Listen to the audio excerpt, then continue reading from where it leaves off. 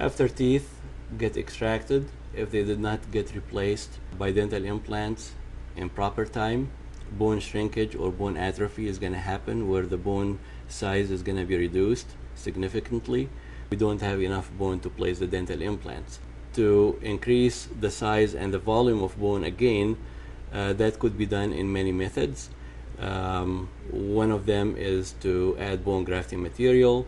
Could be bone graft transfer from the same individual, could be transferred from the patient chin or the patient lower jaw in the back, what we call the ramus, or could be transferred from different areas in the patient's body.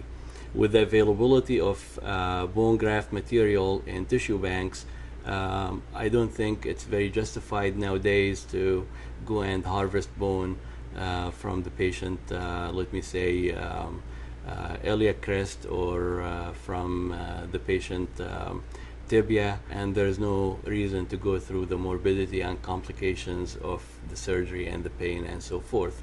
So we use synthetic materials, or what we call allograft, which is bone graft material transferred from another human being after it's being screened toward HIV and toward hepatitis and some other stuff, so it's very safe to use.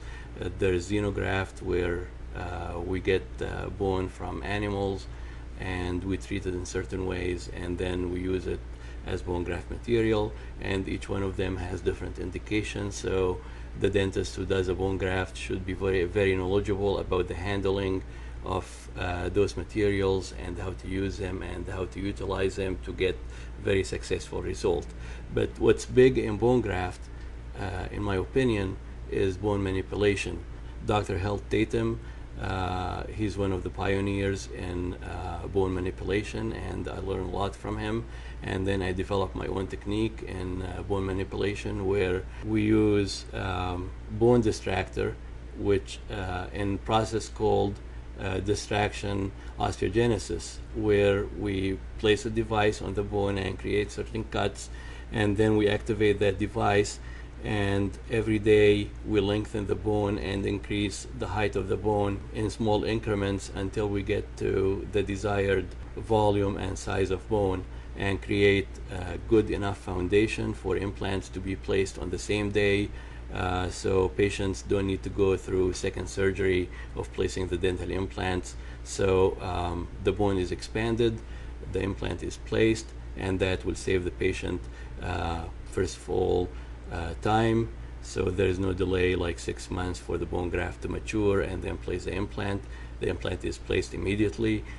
Second, it reduces the cost of the treatment significantly, because bone graft materials and bone graft surgery are very expensive to do.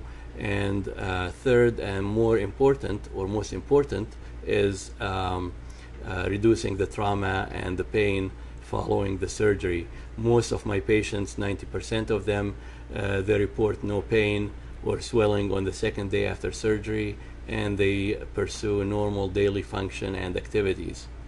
So if you have bone grafting issue where you want to expand your bone and get nice site to place dental implants, don't hesitate to call our office.